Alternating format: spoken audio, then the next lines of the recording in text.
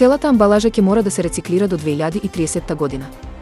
Ова го предвидува новата директива на Европската унија за амбалажа и амбалажен отпад, која стапува во сила годинава. Новите мерки на Европската унија имаат цел да го решат проблемот со растечките количества отпад и да поттикнат циркуларна економија.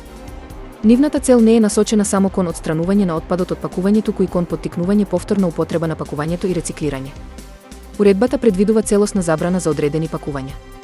Тоа особено се однесува на пластиката.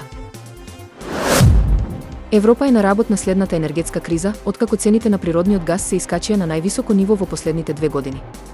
По долга борба со зголемените сметки, упорно високата инфлација и слабењето на индустриската активност поради кризата во 2022 година, континентот повторно се соочува со закана од уште еден продолжен раст, што може да предизвика поголема економска болка.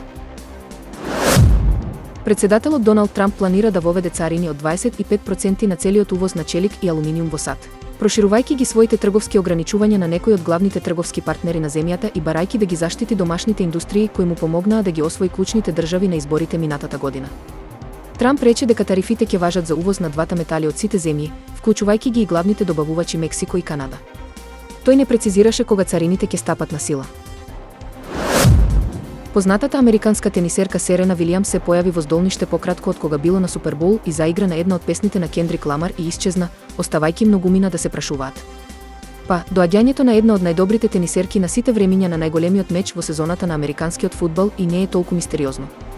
Верувале или не, причината за појавувањето е Дрейк, непријателот на американскиот рапер кој настапи на полувремето.